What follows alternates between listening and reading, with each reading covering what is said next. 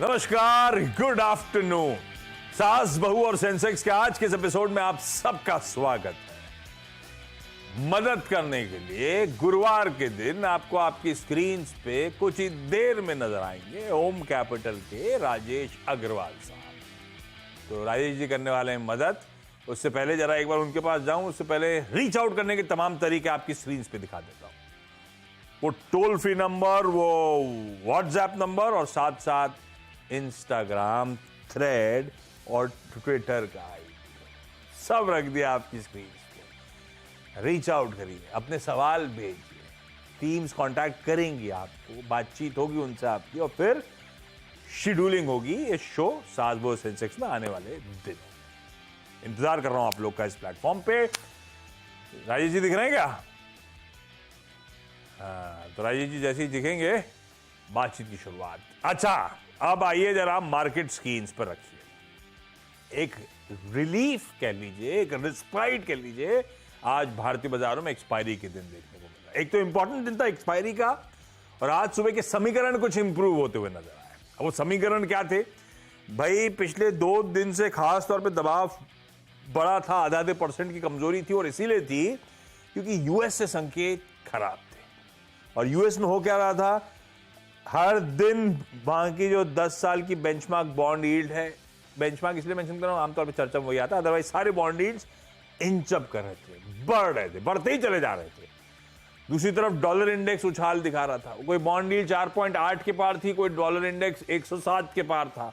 ऊपर से कच्चा तेल $96-97 पे पहुंच गया था। आज सुबह सारे समीकरण बेहतर बैठने शुरू हुए। एटलीस्ट वो डे ऑन डे जंप का सिलसिला थमा, कुछ बॉन्ड यील्ड्स करेक्ट हुई, कुछ डॉलर इंडेक्स करेक्ट हुआ, और कच्चा तेल तो बहुत करेक्ट हुआ।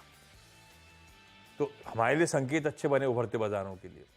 प्लस हमें जो ओवरनाइट हैंडओवर मिला था यूएस से, वो अच्छा था। वहां पे भी इसी तरह से रिलीफ प्ले आउट हुई थी। वहां पे भी बाजार दिन के हाईस पे बंद हुए थे। कोई नैस्डैक तो 1.25% से ज्यादा का गेन दिखा रहा था। हमारे यहां कुछ ओवरसोल्ड टेरिटरी पे थे, इंपॉर्टेंट सपोर्ट जोन्स के आसपास बाजार रह के सपोर्ट लेके घूमने की कोशिश कर रहा था। एक्सपायरी का दिन था, संकेत बेहतर हुए, बढ़िया शॉर्ट स्क्वीज हो गए। तो रिलीफ स्क्रीन्स पर है। निफ्टी इस समय 0.5% ऊपर, निफ्टी बैंक कई शेड बेहतर, 3/4% से ज्यादा के उछाल के साथ ट्रेड कर रहा है। और निफ्टी की कंट्रीब्यूशन प्लेट प्लीज दिखाइएगा, कैसे हेवीवेट्स कंट्रीब्यूट कर रहे हैं। HDFC bank, ICICI bank, TCS, Infosys, इस तरह के पेडिग्री ऑफ स्टॉक्स हैं जो इस 6 ग्लोबल संकेतों के चलते अच्छी मजबूती। और हाईलाइट है एचडीएफसी बैंक, जिसमें कल के क्वार्टरली अपडेट के बाद लगातार गिरने के सिलसिले थमा, कल दिन के हाईस पे बंद हुआ और आज भी आउट परफॉर्म कर रहा है। ये इंपॉर्टेंट आपके लिए आपकी स्क्रीन पे। राजेश जी को दिखाइए। राजेश जी कहां है? अरे यार, टाई ना, नीली शर्ट ना, पैड पहना ना, हेलमेट पहना, क्या मामला है? सर मैंने ध्यान नहीं दिया कि आप लोग सेलिब्रेट कर रहे हो, तो इस वजह से थोड़ा सा ऑड मैन आउट हो रहा हूँ। ऑड मैन आउट कहां? आप सास बहू के लिए एकदम एप्टली ड्रेस्ड हो, पिंक का शर्ट पहन के आए हो बाय द वे। अरे आज ऑफिस की लोकेशन बदली बदली सी लग रही है, कहीं और बैठे हो आप? नहीं, एक्चुअली उस रूम में कुछ मीटिंग चल रही है, तो इसलिए मुझे दूसरी जगह बैठना। हाँ, ठीक बात। चलिए अब एक काम करा जाए, सवाल जवाब के सिलसिले की शुरुआत करते हैं, क्योंकि एक कमर्शियल ब्रेक भी लूंगा, उसके बाद भी कंटिन्यू करेंगे हम लोग बातचीत। आज हमको गाजियाबाद यूपी जाना है, रायबरेली यूपी जाना है, और मुंबई की क्वेरी सॉल्व करनी है। सबसे पहले गाजियाबाद जा रहा हूं। कृति आपको आपकी स्क्रीन पे नजर आएंगी। कृति जी, गुड आफ्टरनून मैम। क्या करते हो कृति जी गाजियाबाद में आप? और मैं सबसे जानने की कोशिश ये करता हूं कि शेयर बाजार में हो कितना समय गया है, आपको कितना टाइम हो गया है मैम? Good afternoon. मैं जॉब करती हूँ डाइसन में, सो गुड़गांव पे है कंपनी। सो शेयर बाजार में मुझे a little more than 1 year, 1.5 year हो गया है। डायसन आपने कहा? सॉरी, आपने कौन सी कंपनी का? डायसन में जॉब करते हो? Fancy, right? डायसन वो जो होम अप्लायंसेस वगैरह बनाते हैं? Vacuum cleaner, air purifiers, yes. अरे वाह, कैसा मूड मॉल कू होम अप्लायंसेस बिक रहे हैं या नहीं बिक रहे हैं आजकल? अभी तो दिवाली टाइम आने वाला है, अभी और बिकेगा। उसकी तैयारी कर रखी है? जी बिल्कुल। अच्छा, कृति, एक साल का समय कैसा रहा शेयर बाजार में? ठीक ठीक, मिक्स ऑफ बोथ। अभी तो अच्छा है। तो सैलरी का कुछ पार्ट असाइड रख के आप इक्विटीज में इन्वेस्ट कर रहे हो? Right. Too good, very good. Kriti ma'am, पहला सवाल कौन सा अग्रवाल साहब के लिए? सर मेरे पास कोचिन शिपयार्ड के 75 शेयर्स है। 382 पे मैंने परचेज करा था एक साल पहले। सो मैं ये जानना चाहती हूँ कि अभी मैं इसमें कंटिन्यू करूँ या प्रॉफिट है। सो लाइक काफी रिटर्न दिया है, इसमें क्या करना चाहिए? गजब। ऐसा कुछ कैपिटल का रिक्वायरमेंट नहीं है, but I just want to know क्या करना है। तो कृति, आइडिया कहाँ से आया था कोचिन शिपयार्ड का? डिफेंस स्टॉक्स ऑब्वियसली वो था, सेक्टर था, एंड पापा ने सजेस्ट करा था। सो बहुत बढ़िया। तो पापा ने क्या कहा है? उन्होंने कोई, जब लेने को बोला था, कोई टारगेट था? बोला नहीं पापा के पास जाके डबल हो गया आप निकाल दूं, 50% हो गया आप निकाल दूं, ऐसा पूछा उनसे? नहीं पूछा? पापा तो कह रहे रखे रखो, अभी और ऊपर जाएगा। तो पापा ने कहा था लेने को, सही बोला पड़ा उनका कॉल। रखे रहो बोला, सही पड़ा उनका कॉल। 380 वाला 1000 के ऊपर खड़ा है, इस तरह से पैसा 2x कर दिया पापा ने। गजब है। खैर, अब राजेश जी, पापा सही कह रहे हैं, रखे रहूं या मुनाफा बांध लूं? 75 क्वांटिटी है मेरे पास। जी बिल्कुल सही कह रहे हैं पापा इनके, अभी रखे रहना चाहिए। मेरी भी यही राय है कि अभी रखे रहना चाहिए। शिप बिल्डिंग यार्ड्स वगैरह में एक बड़ी उम्दा कंपनी है और वो बहुत शानदार है। मार्जिन्स बहुत अच्छे आ रहे हैं और पिछले 2 तिमाही से नतीजे देखेंगे तो बहुत ही अच्छे नतीजे आ रहे हैं। इस तिमाही में भी 135% के आसपास का बॉटम लाइन में जंप देखा गया। मैं समझता हूँ इन्हें बिल्कुल बने रहना चाहिए। इतनी बढ़त के बाद हो सकता है कभी इनको थोड़ा कंसोलिडेशन नजर आए, बट कम से कम 6-9 महीने की समय अवधि मान के बनी रहे स्टॉक में। हमारा अनुमान है इस लेवल से कम 20-25% ऊपर और जा सकता है। गजब है। पापा ने अगला स्टॉक लेने को कौन सा बोला है कृति? सॉरी, पापा ने अगला स्टॉक कौन सा खरीदने को बोला है? पापा ने बोला टाटा इन्वेस्ट में अभी हमने इन्वेस्ट करा था लास्ट वीक। सो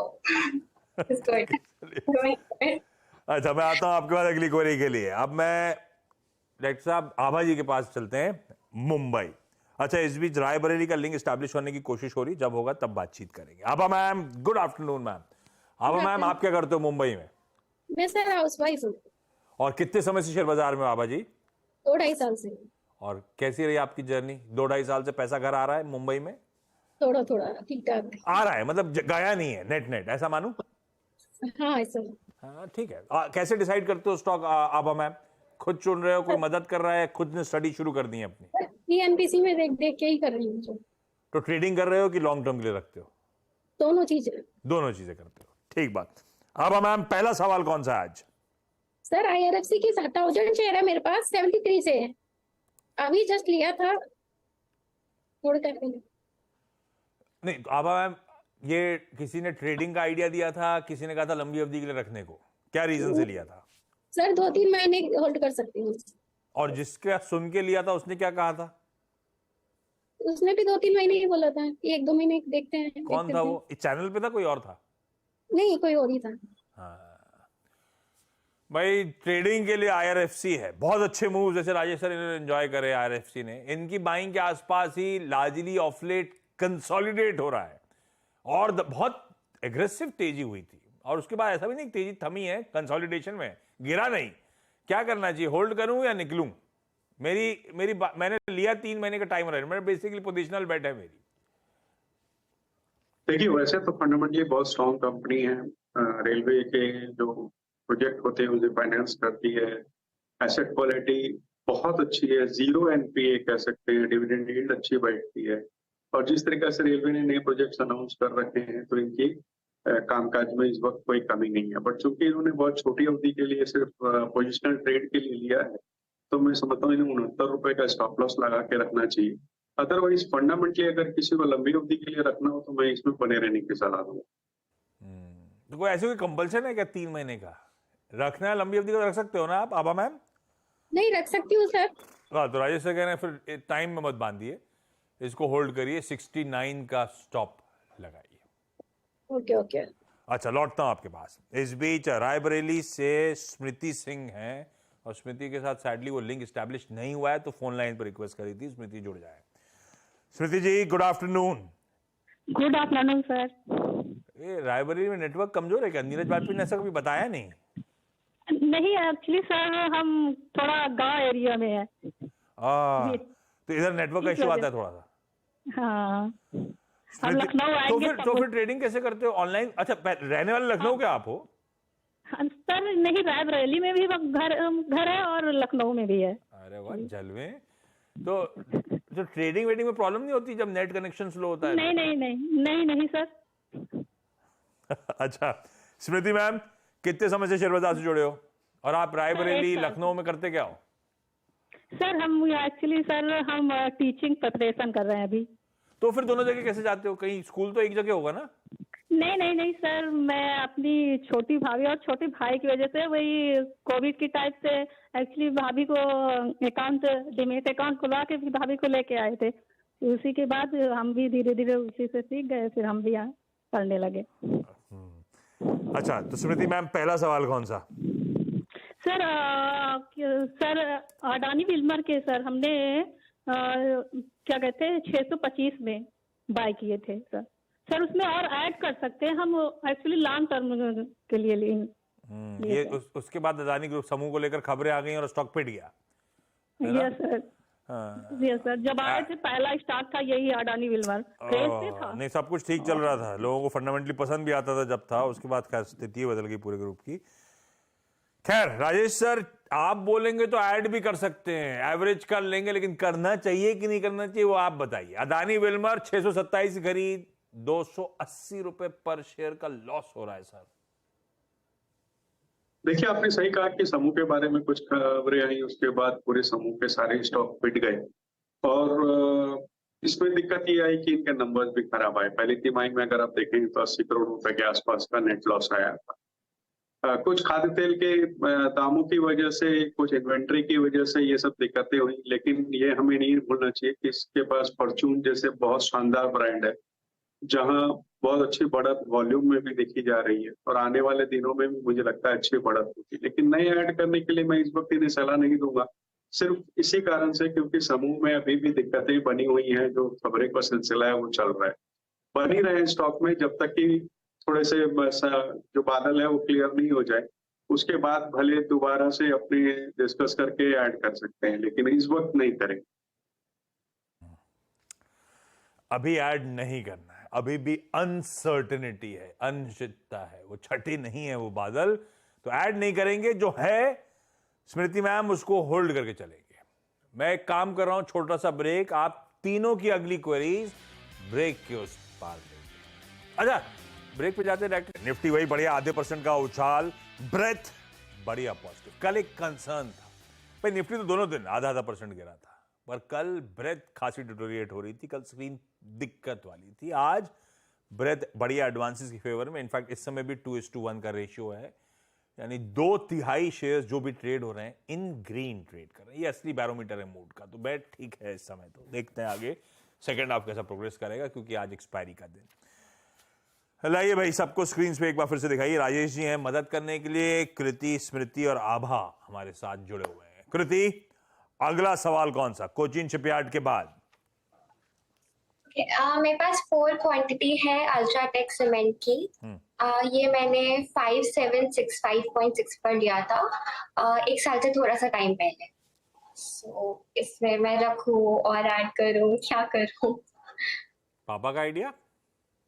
दोनों ने मिक्स करके। दोनों ने सोच समझ के लिया। हाँ जी। तो जितना सैलरी कमा रहे हो उससे ज्यादा तो पापा शेयर बाजार से कमा के देने लगे हैं आजकल, ऐसा लग रहा है। यही सोच रही हूँ, फुल टाइम यही कर लेती हूँ। नहीं, अपने डिफरेंट बास्केट में रखना चाहिए। यहाँ पे बढ़िया हो रहा है, वहां पे भी कमाते रहिए, ठीक है। बहुत बढ़िया। अल्ट्राटेक सीमेंट 5765, 8150 पे चल रहा है इस समय। कितना समय हो गया? वो 1 साल हुआ। ये मैंने 3rd of जून 2022 में लिया था। सो अभी ये 8700 भी गया था, कल 8000 गया। सो आई एम जस्ट थिंकिंग कि इतना प्रॉफिट हुआ है, क्या करूं? मतलब ऐड कर लूं, क्या करना चाहिए? बढ़िया है राजेश सर। भाई क्या करना चाहिए? ऐड करना चाहिए, मुनाफा बांधना चाहिए, क्या करें स्टॉक में? अल्ट्राटेक की खरीद का भाव मेरा 57-5800 का। देखिए, इसमें ऐड करने की सलाह रहेगी। नंबर्स बहुत अच्छे आए थे। 127 मीट्रिक टन की इनकी कैपेसिटी है। 159 तक की करने की बात हो रही है, वही 25-26 तक। इस तिमाही के जो सेल्स के आंकड़े आए हैं, वहां भी 16% के आसपास की वॉल्यूम ग्रोथ आई है। मुझे लगता है हर पायदान पे खरी उतरती है, और जो इंफ्रास्ट्रक्चर और रियल एस्टेट वगैरह का बूम हो रहा है, उससे सीधा सीधा फायदा सीमेंट जैसी कंपनियों को मिलेगा, और अल्ट्राटेक तो दिग्गज कंपनी है। बिल्कुल ऐड कर सकती है। समय अवधि थोड़ा सा लंबा रखें और बनी रहे स्टॉक में। आपके फंड अलाउ करते हो तो ऐड निकल लें। बने रहिए भाई, बल्कि चाहें तो फंड अलाउ करते हो तो फर्दर ऐड कर लीजिए और खरीद सकते हैं आप स्टॉक को। आभा मैम, अगला सवाल कौन सा? सर मेरे पास सुजलॉन एनर्जी की 2400 शेयर है 22.5 से। अभी मुझे क्या करना चाहिए? क्यों लिया था सुजलॉन, कैसे आइडिया आया था? सर ये सीएनबीसी में गाबा जी से सुना था। गावा जी को फोन लगा भाई डायरेक्टर साहब। 22.5 का माल 7 रुपए मजबूत भाई, 29.5 पे। राजेश सर आज भी चल रहा है, ये गजब चले जा रहा है आजकल ऑफ लेट। क्या करना है आवाजी को? देखिए, दो चीजें हैं। एक तो कंपनी ने टर्न अराउंड दिखाया है, मुनाफे में आ गई है। कर्ज जो बहुत ज्यादा था, 1900 करोड़ के आसपास का कर्ज है जो इन्होंने इन दिनों 2000 करोड़ की QIP उठाई है। तो हो सकता है कि वो कर्ज भी वहां से उतर जाए। लेकिन दिक्कत यह है कि कंपनी का इतिहास बहुत खराब रहा है। मैं इन्हें यही सलाह दूंगा कि अपना स्टॉप लॉस मेंटेन करके रखें, जो भी गाबा जी ने बताया हो, या ट्रेल कर लें स्टॉप लॉस को। और हो सके तो और थोड़ा 2-3 बार ऊपर का सर्किट मारे तो अपने निवेश किए हुए पैसे निकाल लें और राइड करें। फंडामेंटली मैं नहीं समझता कि इसमें कोई बहुत लंबी अवधि का कॉल लेना चाहिए इस बार। स्मृति मैम, अगला सवाल कौन सा? अरबिंदो फार्मा के हमने 492 में बाई किया था सर, उसे होल्ड रखे कि सेल कर दें? लिया क्यों था? लंबी अवधि के लिए, ट्रेडिंग के लिए? सर लंबी अवधि के लिए। सब बढ़िया कमा रहे हैं यार राजेश सर। 490 वाला 8-900 पे खड़ा हुआ है, अरविंदो को फिर भी अंडर परफॉर्मर कहते हैं। क्या करना चाहिए? लंबी अवधि के लिए लिया हुआ था, लेने रखने लायक पोर्टफोलियो में है, या जो मिला है उसको लेके निकला जाए? देखिए, मुझे लगता है बने रहना चाहिए। हमारा अनुमान अगले 1 से 2 क्वार्टर में इसमें 925-930 रुपए का है। वहां तक तो बिल्कुल बनी रहे स्टॉक में। कंपनी के नंबर्स अच्छे आए थे और यूरोपियन यूनियन वगैरह से अच्छी मार्जिन आने की उम्मीद है। मैं समझता हूँ इस वक्त के लिए बिल्कुल बने रहना चाहिए। फार्मा में एक उम्दा कंपनी है। बने रहिए भाई, उम्दा कंपनी है फार्मा में, कोई दिक्कत नहीं। और आपकी तो एक्विजिशन प्राइस बहुत बढ़िया है। गाबा सर जुड़े क्या? हाँ जी। गाबा सर रेडी हो गए आप क्या? मैं तो तैयार हूँ, कल से तैयार हूँ। कल से तैयार है आप? अच्छा। सुबह याद भी नहीं था इनको, घंटी बजा सुबह याद दिला के ऑफिस आया हूं मैं आज। हाँ, एक्चुअली सुबह को मैं 4:30 बजे उठ गया, बोला क्या हो रहा है, कोई तो याद कर रहा है। भाई कुछ ही देर में गावा सर के साथ। गावा सर। हाँ जी। आभा जी जुड़ी हुई है, आपको थैंक यू कह रही थी। अच्छा। हाँ बोलिए। वो आपने सुजलॉन बोला था कभी, 22 पे लिया था, 29 पे खड़ा हुआ है, 7 रुपए का बढ़िया मुनाफा हो रहा है, तो वो थैंक यू कह रही थी आपको ट्रेड के लिए। अच्छा, मैंने सोचा 3:30 बजे भेजेंगी। अच्छा गावा सर, वो आभा जी को राजेश सर कह रहे, आपके पास लैपटॉप है क्या इस समय? है ना, बिल्कुल है। सुजलॉन का बताओ क्या? हाँ, वो सुजलॉन का वो स्टॉप लॉस वॉप लॉस कहाँ लगाना है, मुनाफा मान लेना है, 22 का 29 हो गया। मैं बताऊं, स्टॉप लॉस ना लगाए, सीधी बात। हाँ। अब ब्रेकआउट मिला है, अगर लगाना है तो 26 का लगाइए, 25 का लगाइए बस, और उसके बाद होल्ड कीजिए। मेरे ख्याल से 50 जाएगा, लेकिन 50 में रुकने वाला नहीं। ये लगता है 10 राउंड स्टोरी है, तो होल्ड कीजिए सुजलॉन को। अब ये लीजिए, आपका होल्ड करिए सुजलॉन एनर्जी को। गावा सर थैंक यू। मिल रहा हूं आपसे कुछ ही देर में सोशल मीडिया प्लेटफॉर्म्स पे, चाचा, भतीजा और निफ्टी में। इस नोट पर Kriti ma'am, Smriti ma'am, Abha ji, thank you so much जुड़ने के लिए। और राजेश सर, बढ़िया देखिए सारी क्वेरी सॉल्व करने के लिए आपका बहुत धन्यवाद। ब्रेक का समय, ब्रेक के उस पार CNBC प्रोग्राम